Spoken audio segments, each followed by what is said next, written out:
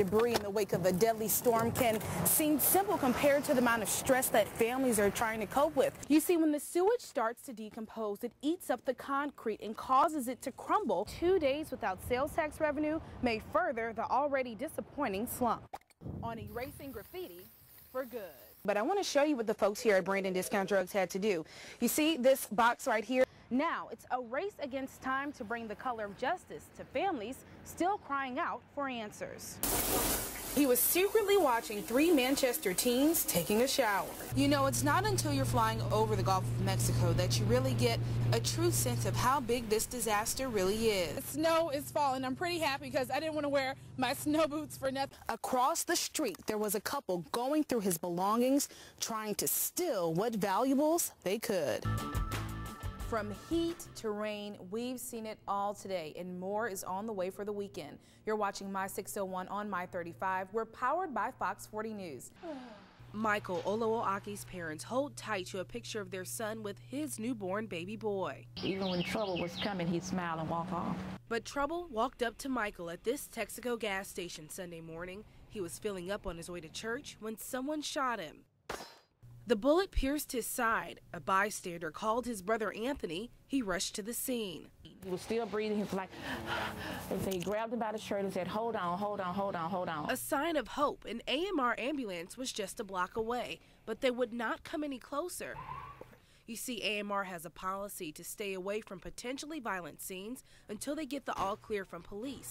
So Anthony picked up his brother's barely breathing body. He brought the body back to the ambulance, and they were still refusing help. So Anthony came to the door of AMR and started banging on it, trying to get their attention. It wasn't until Anthony jumped out in front of the moving AMR van before they got out and tried to help his brother. Even a second could have made a difference. Doctors at UMC told the Olowoakis Michael bled to death. I contacted AMR about what happened. They would not do an on-camera interview. Instead, they told me they are reviewing everything about how their employees responded to Michael's shooting. Other people's life could be saved if there's a change in the system. It's that hope the Olowoakis hold on to as they prepare to bury their son. Reporting in Jackson, Jessica Larche, Fox 40 News. These Saints fans are really fired up, so happy to see a Super Bowl win from the Saints, saying it signals recovery here from this region, especially after Hurricane Katrina. This is history. New Orleans native Glenn Berrios and a sea of Saints fans who've kept the faith say this parade proves their prayers were finally answered. We were here when there was nothing. I mean, Berrios' emotion, a common bond of thousands of fans, shared as their Saints superheroes took to the streets. Oh, we've been praying for these boys since day one. Jennifer Velez's joy runs deep. You see, she's from Mississippi and lost everything in Katrina. So a Saints win to her means anything, including recovering from a storm, is possible. We had to rebuild. It's like we went through with them as well, you know, like we're all together. I mean, it's like a big family down here from the South. It's great. John Payne is from the Crescent City, but has lived in Greenwood, Mississippi for a decade. He says it's proof that the Houdat Nation's boundaries don't stop at New Orleans city limits. From the Mississippi Delta, the Jackson area, Macomb, everywhere, Mississippi, Grenada County, the same type of enthusiasm here in Louisiana. I found the same things in Mississippi. From the young and old, black and white, the 504 and the 601, the pride in the Saints' historic win is pushing a people together. we waited forever for this. This is incredible. So as you can see, Saints fans from far and wide are here to celebrate this super win for the Super Saints and saying that it signals a lot more than just a Super Bowl win, but the recovery of an entire region. Reporting in New Orleans, Jessica Larche, Fox 40 News at 9, and just listen to all this passion from the Saints fans. From cuts to your child's education. This is not going to be business as usual. To mentions of merging some state universities. No merger, no closure. To shutting down hospitals that help the mentally ill. Bad news about Mississippi's budget comes every month as the governor announces sales tax revenues don't meet expectations. Come up with another way. Come up with a better way. But there is another way some of the bad budget news could have skipped the headlines. This is not something that happened overnight. Fox 40 News has found up to $100 million the state could be bringing in every year. It's the 7% you see on receipts that isn't getting from some businesses to the state. That's not fair to you or me. Everybody should be carrying their rightful load. Kathy Waterbury's the spokesperson for the State Tax Commission. This is the office that counts and collects sales tax, then turns it over to the state to use for education, healthcare, roads, and more. But you can't really see the problem. It's the tax management system software they use to store all that information. It's just plain old, really old. Barbara Ramsey is scared to go to sleep in her home on Wright Drive and Flora Street. I've been in that house 9 years. For 9 years, no fire hydrant. 6 years ago, her fear became reality.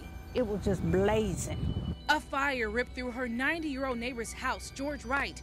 When firefighters got to the street, they couldn't find any hydrants. By the time they found a working hydrant hundreds of feet away, it was too late. George Wright was dead. Only an empty lot remains. He burned up in the house. Fast forward 6 years, one thing has changed. More scorched houses near Ramsey's home. I don't sleep at night. I'm up trying to see what's going to be set afire again. Year after year, Ramsey and her neighbors have been calling and meeting with the fire and public works departments, crying for help. She walked me through street after street, no hydrants. There's no hydrant on Dale Street. Nope. How did they skip over us and not put any down? Ramsey says last fall, Public Works Director Thelman Boyd met with her neighborhood.